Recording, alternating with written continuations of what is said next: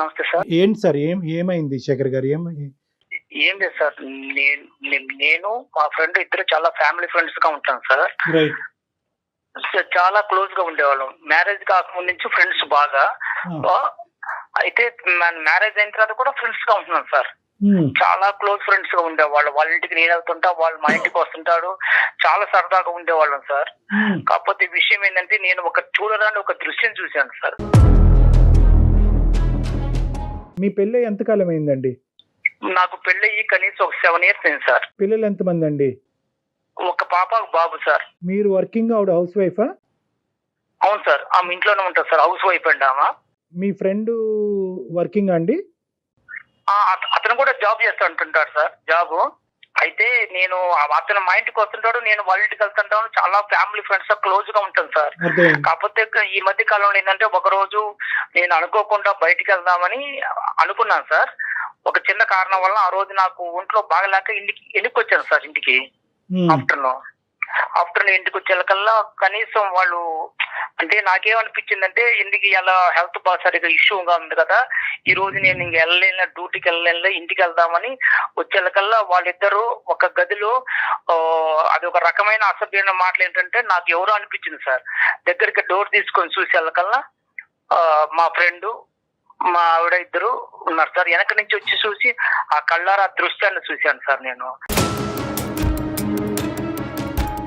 గుండె పగిలినట్టు అనిపించింది సార్ నాకు ఆ రోజు. ఎంతో ఆ రోజు నుంచి ఈ రోజు వరకు కూడా నేను చాలా బాధతో ఉన్నాను సార్. నిజంగా నైట్ నిద్ర పట్టక చాలా ఘోరంగా అసలు ఆ పెయిన్ తలుచుకుంటేనే అది ఒక రకమైన బాధ వస్తుంది సార్. అది అసలు ఈ సబ్జెక్ట్ మీద ప్రశ్నలు అడగటం కూడా ఇదిగా అనిపిస్తుంది శేఖర్ గారు, సారీ. కానీ ఒక పరిష్కారం గురించి మమ్మల్ని అడిగారు కాబట్టి చెప్పటం అనేది మా బాధ్యత కాబట్టి అడగవలసిన అవసరం ఉంది. ఈ 7 yearsలో మీరు చెప్పినటువంటి సంఘటనలు కాకపోయినా కూడా అటువంటి పరిస్థితులకి తగ్గట్టుగా మీ భార్య గారు ఎప్పుడన్నా వ్యవహరించారా? అటువంటి అనుమానం మీకు ఎప్పుడన్నా కలిగిందా? అసలు ఇంతవరకు ఇప్పుడు కూడా రాలేదు సార్ అనుమానం. ఇంతవరకు అసలు ఇప్పుడు కూడా మాకు అసలు తగలలేదు సార్. కాకపోతే నేను ఏంటంటే ఆ రోజు ఎందుకు నేను అంటే నా హెల్త్ ప్రాబ్లం వల్ల బయటికి వెళ్దామని అనుకోని కూడా డ్యూటీకి వెళ్దామని ఆ రోజు హెల్త్ పరంగా వెళ్ళాక ఎందుకు వచ్చాను సార్. ఆ రోజు ఈ దృశ్యం బయటపడింది సార్. ఇది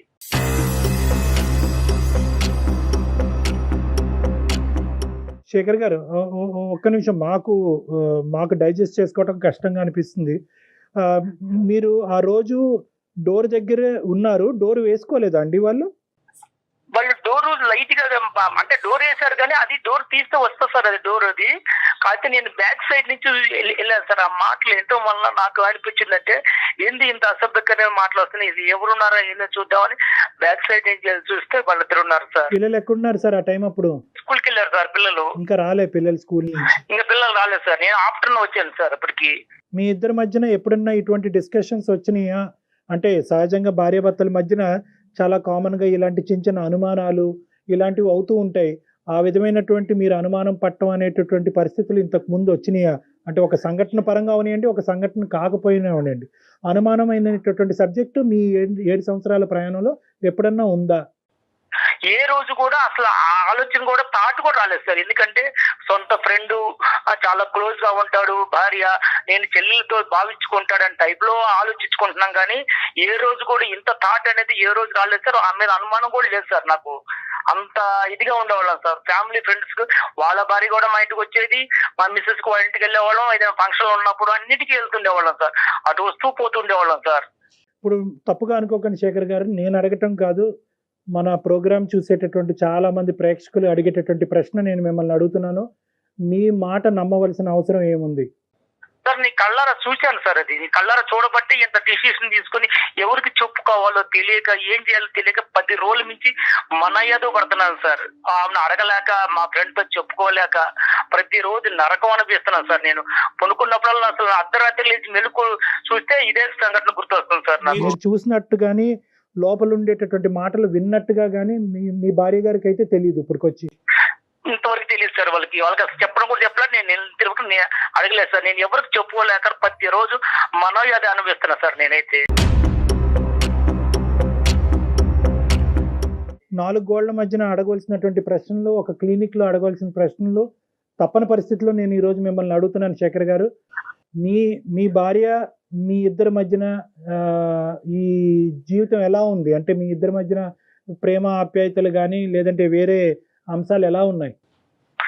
సార్ అన్యోన్యంగా ఉండేవాళ్ళం సార్. ఇద్దరు కూడా చాలా అన్యోన్యంగా. ఎట్లా అంటే ఆమె ప్రతిరోజు నాకు అన్ని రకాలుగా సహకరిస్తుంది. నేను కూడా ఆమె అడిగిన దానికి ప్రతి ఒక్క దానికి నేను కూడా సహకరిస్తాను. అన్ని విషయాల్లో, పిల్లల విషయంలో కానీ, ఆమె విషయంలో కానీ ఏ రోజు కూడా ఏ చిన్న తేడా కూడా ఉండదు సార్. మీ ఫ్రెండ్ యొక్క క్యారెక్టర్ ఏంటి సార్? సారీ మళ్ళీ ఇలా అడుగుతున్నాను. ఇదే సార్ నేను ఫస్ట్ టైం చూస్తాను సార్. ఏ రోజు కూడా మా ఫ్రెండ్ కూడా నా దగ్గర ఏ రోజు కూడా చాలా క్లోజ్ గా ఉండి, చాలా ఫ్రెండ్షిప్ గా ఉండి, అంత ఇదిగా ఉన్న మనిషి ఎందుకు ఆ విధంగా చేశాడనేది కొంచెం నాకు ఇంకా డౌట్ అనిపిస్తుంది సార్. ఆ డౌట్ వల్ల వాళ్ళ ఇద్దరు కూడా నిలదీయలేకపోయారు. మీ ఫ్రెండ్ కూడా సిన్సియర్ గానే ఉంటాడు. ఇలాంటి అమ్మాయిలు వ్యవహారాలు, ఇలాంటివి సరదాగా ఫ్రెండ్స్ మధ్యన మాట్లాడుకుంటూ ఉంటారు. అలాంటి టాపిక్స్ కూడా ఎప్పుడూ లేవు. అతను వాళ్ళ భార్యతో కూడా బానే ఉన్నాడు. అక్కడ కూడా గొడవలు ఏం లేవు. ఏం లేదు సార్, ఏ రోజు కూడా రాలేదు సార్. ఆయనకి ఎంతమంది పిల్లలు? అతనికి ఎంతమంది పిల్లలండి? అతనికి ఒక పాప అండి. మీ ఫ్రెండ్ మీతో ఎలా ఉన్నాడు ఈ 10 రోజులు బట్టి? మీ భార్య మీతో ఎలా ఉంది? ఈ జరిగిన సంఘటన తర్వాత వాళ్ళు నాకన్నా ఎక్కువగా నటిస్తున్నారు సార్. అసలు వాళ్ళకి ఏందో తప్పు చేయలేనట్టుగా నా ముందు వాళ్ళు చేస్తుంటే నాకే ఒక్కోసారి అసహ్యం వేస్తుంది సార్. ఎందుకంటే అంత ఘోరంగా వాళ్ళు నటనలో అంత జీవిస్తున్నారు సార్. ఏమి తెలియనట్టుగా, ఏది అసలు జరగనట్టుగా. కానీ నా మనసుకు తెలుస్తుంది అది ఏంది ఇంత అప్పటికన్నా వీళ్ళు ఇంకా ఎక్కువగా నటిస్తున్నారు. కారణం ఏంటి? నన్ను అసలు ఏ రకంగా చూస్తున్నారో తెలియట్లేదు సార్. అది ఆ విషయం. శేఖర్, ఒక్క విషయం, ఈ కాన్వర్జేషన్, ఈ ఫోన్ కాల్ ఇలా కంటిన్యూ చేద్దామా, లేదంటే పర్సనల్ గా క్లినిక్ లో కలుస్తారా? మీకేం అభ్యంతరం లేదా ఇలా మాట్లాడటం? మాట్లాడే అభ్యంతరం లేదు, కానీ ఈ సమస్యకు సొల్యూషన్ దొరకాలి సార్. నాకు అదేనండి మనసులో బాధ ఎక్కువ. ఏం కావాలి? మా దగ్గర నుంచి ఏం ఎక్స్పెక్ట్ చేస్తున్నారు?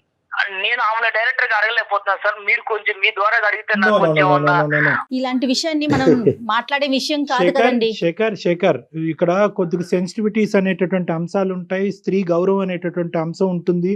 సో ఇక్కడ ఆధారం లేకుండా మాట్లాడటం, ఒక పబ్లిక్ ప్లాట్ఫామ్ మీద ఇంత సెన్సిటివ్ ఇష్యూ మాట్లాడటం అనేది కరెక్ట్ కాదు. అందు గురించి మీకు ఆప్షన్ కూడా ఇచ్చాను. మీరు క్లినిక్ లోకి వచ్చి ప్రైవేట్ గా మాట్లాడతారని అడిగాను. కానీ మీరేమంటున్నారంటే ఇక్కడే నాకు ఆ సొల్యూషన్ కావాలి అని అంటున్నారు. కాబట్టి ఇక్కడ మేము మాట్లాడేదానికంటే మీరు మీ భార్య గారిని, ఎందుకంటే మీకు ఆ హక్కు ఉంది, మీకు అడిగేటటువంటి అధికారం ఉంది, మీ ఇద్దరి మధ్యన ఆ స్వేచ్ఛ ఉంది. కాబట్టి మీరు అడగండి, ఆవిడ రెస్పాన్స్ ఏంటి అన్నది వింటాం. ప్రధానంగా ఈరోజు మీరిద్దరూ మాట్లాడుకోవాల్సినటువంటి అంశం, ఒకప్పుడు ఇష్యూ చేయి దాటి ఇంకో లెవెల్కి వెళ్తున్నట్టుగా అయితే కనుక ఖచ్చితంగా ఆ కాన్వర్జేషన్ అక్కడ ఆపి మీరు క్లినిక్ వచ్చి కలవాల్సిన అవసరం ఉంటుంది. ఓకేనా? ఈ కండిషన్స్ మీద అయితేనే మనం కంటిన్యూ చేద్దాం, లేదంటే కట్ చేద్దాం. మాట్లాడదాం. సరే, ఓకే సార్, మాట్లాడతాం sir. Right, okay, call connect చేయండి.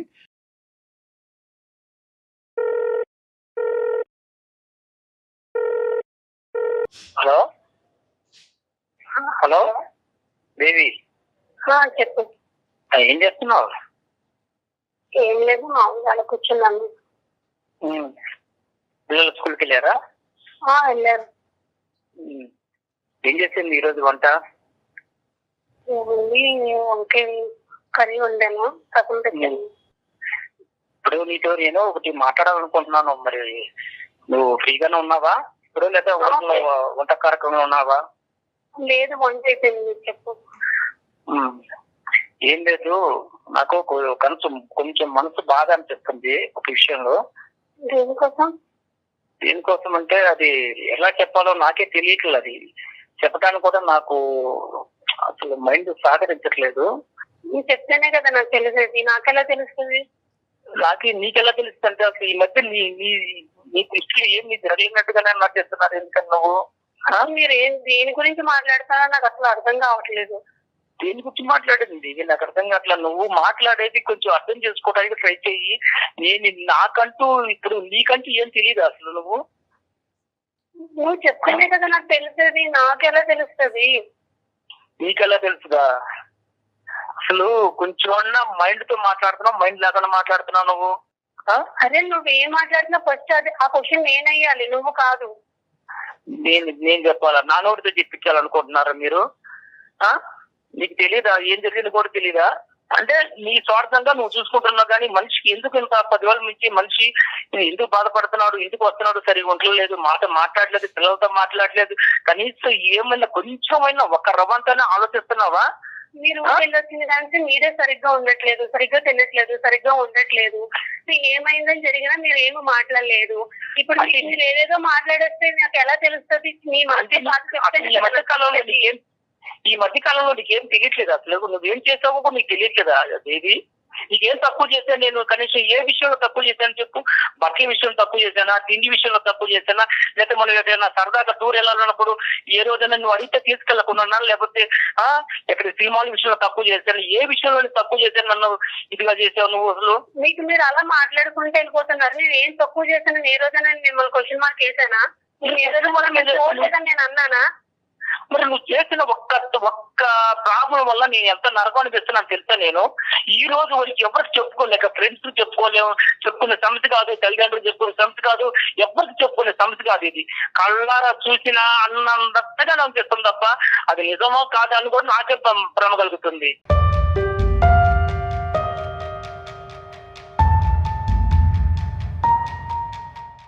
నీకు సీనిగాడికి ఎన్నాళ్ళ నుంచి తాగుతుంది రంకు వ్యవహారాలు?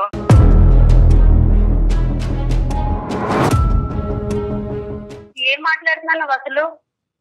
ఏం మాట్లాడుతున్నావా? మైండ్ ఉంటే మాట్లాడుతున్నావా? అంటే నీకు తెలియదా సీనిగాడికి నీకు ఎన్నాళ్ళ నుంచి సాగుతుందో తెలీదా? అర్థం అవుతుందా? ఏదేదో మనసులో ఏదో పెట్టుకొని ఏదో మాట్లాడుతున్నారు. అందమైన జీవితంలో కళ్యాణ్ చక్రవర్తి గారు సైకాలజిస్ట్ గారు ఉన్నారు, కావాలంటే నువ్వు ఎంతకాలం నుంచి తాగుతుందో ఈ రంకు ఆయనే తేలుస్తారు. అది ఆల్రెడీ మాట్లాడుతున్నావు.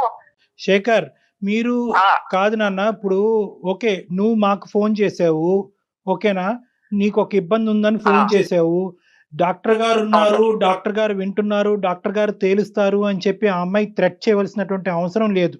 ఆ అమ్మాయితో మాట్లాడేటప్పుడు మమ్మల్ని పావుగా వాడుకోవద్దు, ఇది చాలా సున్నితమైనటువంటి అంశము, చాలా జాగ్రత్తగా డీల్ చేయవలసినటువంటి అంశము, ఇక్కడ డాక్టర్ గారు ఉన్నారు, అతను వింటున్నాను కాబట్టి నీ యొక్క కథ అంతా నేను బజారు కీడుస్తాను అనేటటువంటిది కాదు. ఇది భార్యాభర్తలకు సంబంధించినటువంటి ఒక సున్నితమైనటువంటి అంశం. మీరు సున్నితంగా ఆ అమ్మాయిని అడగండి. మీరు ఇంతకాలం ఎలాగైతే ప్రేమతో ఆ అమ్మాయిని చూసుకున్నారో అదే ప్రేమతో ఈ అంశాన్ని అడగండి. తన నుంచి నిజాన్ని రాబట్టుకునేటటువంటి ప్రయత్నం చేయండి. అమ్మ ఎవరు దేవి అమ్మ, సారీ అమ్మ, ఇది ఏంటంటే అతను కాల్ కనెక్ట్ చేసినప్పుడే మేము ఉన్నాము అనేటటువంటి అంశం ఒక భర్తగా నీకు చెప్పవలసినటువంటి అవసరం ఉంది, కానీ అతను అది చెప్పలేదు. బహుశా అతను కూడా చాలా సందిగ్ధ పరిస్థితిలో చాలా భావోద్రేకంతో ఉన్నాడు కాబట్టి అది చెప్పలేదు. కానీ ఈరోజు మా పాత్ర అనేటటువంటిది కేవలం అతను ఈ అంశం చెప్పి మాకు ఫోన్ చేశాడమ్మా, డాక్టర్ గారు నేను ఇలాంటి చూడకూడనటువంటి ఒక భయానకమైనటువంటి ఇష్యూ నేను చూశాను నా భార్యకి వేరే వ్యక్తికి మధ్యన. అయితే అది నేను డైరెక్ట్గా ఈ 7 సంవత్సరాలు బట్టి మా ఇద్దరి మధ్యన అటువంటిది ఏది లేకపోవటం వల్ల డైరెక్ట్గా నేను అడగలేకపోతున్నాను, మీరు అడుగుతారా అండి అని అడిగాడు. చాలేవయ్యా, మేము అడగటం కాదు, మేము ఫోన్లోనే అసలు ఇలాంటివి డిస్కస్ చెయ్యం, కావాలంటే హాస్పిటల్కి వస్తావా, 4 గోళ్ల మధ్యన మాట్లాడదాం అంటే లేదు సార్, అది ఇక్కడే తేలాలి. సో ఈ అంశం గురించి ఒక నిమిషం నాన్న, నీ పర్మిషన్ తీసుకోవాలి, నీ కన్సెంట్ తీసుకుని మేము కంటిన్యూ చేయాలి. ఈ ఇష్యూ అతని మనసులో ఒక భావోద్రేకం ఉంది, ఒక వేదన ఉంది, ఇది ఈ రోజు ఇక్కడే తేల్చుకోవాలని అనుకుంటున్నాడు. ఈ ప్లాట్ఫామ్ మీద, అందమైన జీవితం అనేటటువంటి ఈ ప్లాట్ఫామ్ మీద నేను డాక్టర్ కళ్యాణ్ చక్రవర్తి, మన సీనియర్ యాంకర్ జయ గారు, మేమిద్దరం ఈ కేసు డీల్ చేయటం అనేది నీకు ఇష్టమేనా, లేదా క్లినిక్ వచ్చి 4 గోళ్ల మధ్యన మాట్లాడాలని అనుకుంటున్నావా?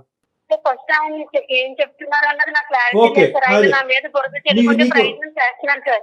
అదే నాన్న, నీకు ఓకే అంటే కనుక ఫర్దర్గా వెళ్దాం. సో బేసికలీ ఏంటంటే ఒక 10 రోజుల క్రితం నీ భర్త గారు నిన్ను వేరే వ్యక్తితో చూశాడంట. సో అది అతను చాలా మనస్తాపం చెందాడు. ఏం చూశాడు, ఎలా చూశాడు, ఇవన్నీ వద్దమ్మా, ఇవన్నీ మనం మాట్లాడుకోవద్దు, కానీ అతను చూశాడంట. సో దాని గురించి నీ అభిప్రాయం? సరే, చూసేటప్పుడు అప్పుడే అడగాలి కదా సార్. ఆయన మనసులో ఏదో పెట్టుకొని నా మీద బురద చల్లే ప్రయత్నం చేస్తున్నాను సార్. మనసులో ఏదో పెట్టుకున్నాడు. ఏం చేస్తావు తెలీదా నీకు? ఆ రోజు నేను పట్టుకుంటే నీ పొరుగు పోయి తెలుసా? ఆ రోజు నేను పట్టుకుంటే నీ పొరుగు పోయి తెలుసా?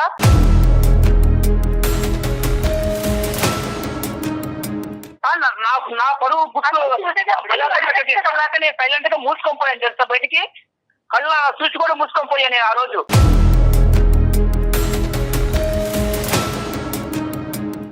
అసలు నీకు గుర్తుందా? పిచ్చి నాటకాలు ఆడక నాటకాలు అడిగింది అసలు చెప్ప ఏం మాట్లాడుతావు తెలుసా? నువ్వు ఏం మాట్లాడుతున్నావు? నా మీద బురద వెళ్ళే ప్రయత్నం చేసుకుంటూ నువ్వు ఏదేదో మాట్లాడుకుంటే కొన్ని ఇస్తారాజం అయిపోయింది అంతాను.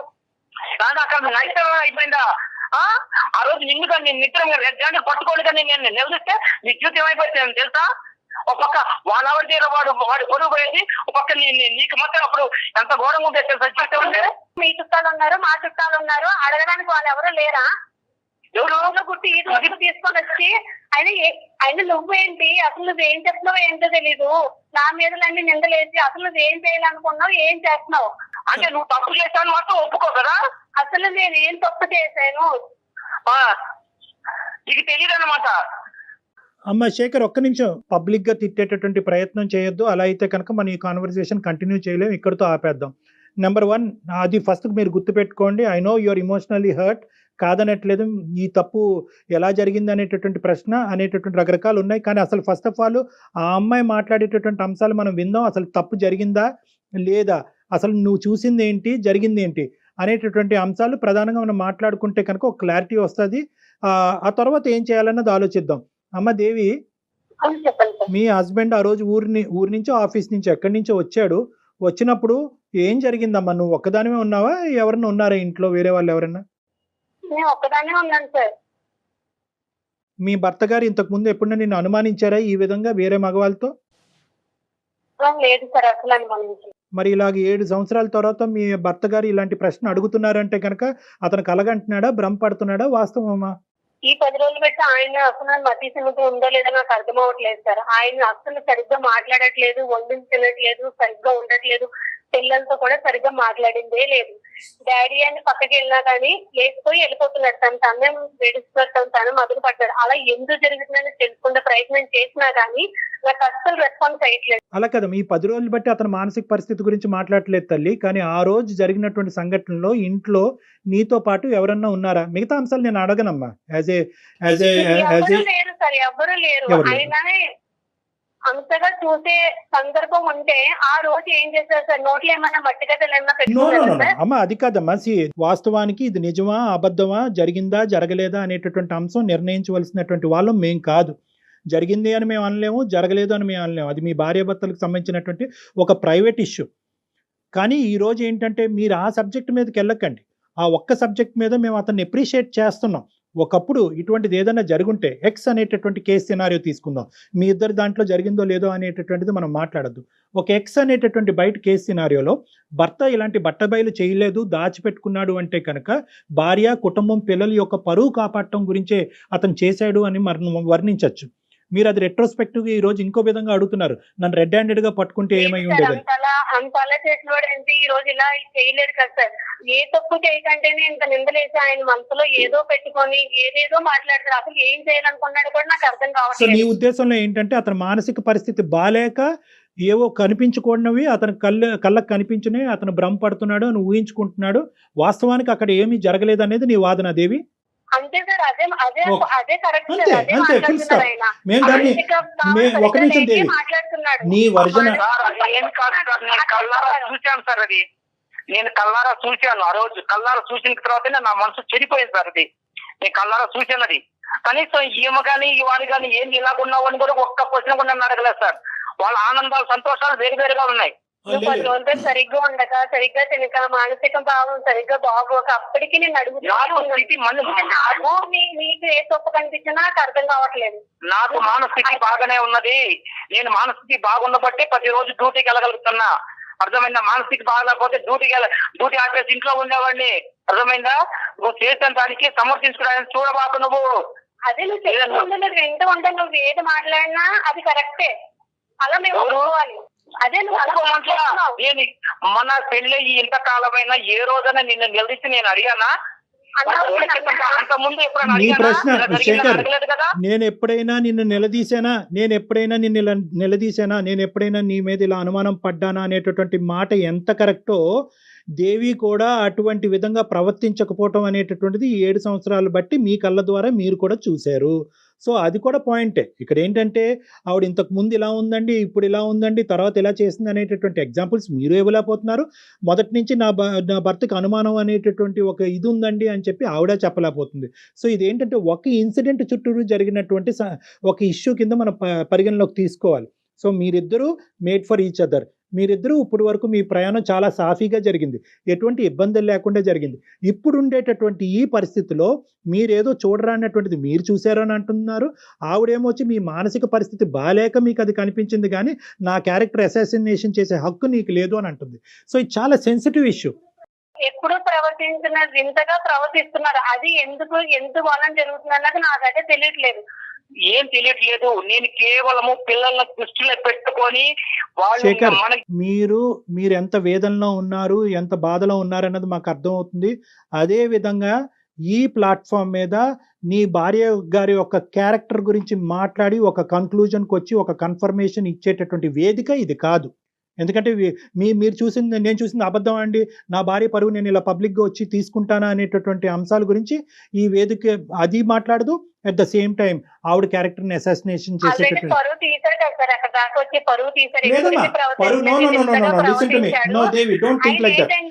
వేరే ట్రాక్ లోకి ఎక్కడికో వెళ్ళాలన్న ప్రయత్నంలో నా మీద బురద చెల్లే ప్రయత్నం చేస్తున్నాడని ఈజీగా నాకైతే అర్థం. ఇదేం కొత్త ఇదమ్మా, ఏంటి అతను ఏ ట్రాక్ లో వెళ్తాడు? ఇంకో ట్రాక్ అంటే ఇంకోటి ఆయనకి ఏదో ఉందండి మనసులో, ఏదో కాదు. నేను వేరే వాళ్ళతో మాట్లాడుతున్నాడు తను. కాదు, నేను వేరే వాళ్ళతో ఎవరితో థియేటర్లో చూసావా?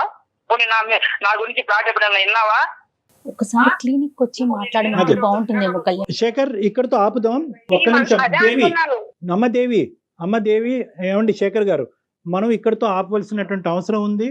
ఎందుకంటే ఇది ఒక పబ్లిక్ ప్లాట్ఫామ్. ఇక్కడ ఇంత సున్నితమైనటువంటి అంశాలు సహజ సిద్ధంగా మేము డిస్కస్ చేయము.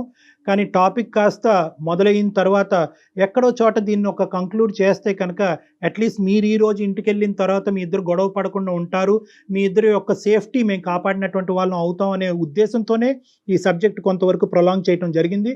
ఇక్కడ 2 అంశాలు నేను పరిగణలోకి చెప్పాలి అని అనుకుంటున్నాము. దేవి గారు, ఇక్కడ మీ క్యారెక్టర్ ఎవరు అసాసినేట్ చేయలేదు, ఎవరు కూడా మిమ్మల్ని వేలెత్తి చూపెట్టలేదు, మీరు తప్పు చేసినట్టుగా ఎవ్వరూ మాట్లాడలేదు. మీ భర్త గారు ఒకటి చూశారు అన్నారు, అది మిమ్మల్ని ప్రశ్నించారు, మీరు అది ఖండించారు, ఇది కరెక్ట్ కాదన్నారు, సబ్జెక్ట్ అక్కడ అయిపోయింది, అంతే. You are the same person as you are. So దాని గురించి మీరు భయభ్రాంతులు చెందవలసినటువంటి అవసరం లేదు. ఇక్కడ 2 అంశాలు అయి ఉండొచ్చు. ఆ 2 అంశాలు, ఒకటి ఏదైనా జరిగి ఉండొచ్చా అనేటటువంటి ఒక అంశం, రెండోది ఇతను అనుమానం కానీ లేదంటే ఒక సైకలాజికల్ పరంగా ఏమైనా ఇబ్బంది పడుతూ ఉండొచ్చా. ఈ 2 అంశాలు మనం వెరీ క్లోజ్డ్ ప్లేస్లో, అంటే ఒక 4 వాల్స్ మధ్యన మాట్లాడుకోవాల్సినటువంటి ఒక సున్నితమైనటువంటి అంశంగా నేను పరిగణిస్తున్నాను. కాబట్టి ఇది ఇంకా ఫర్దర్ గా ఎక్స్టెండ్. ఓకేనమ్మా, అనుమానమే కానివ్వండి, ఈ అనుమానమేనమ్మా.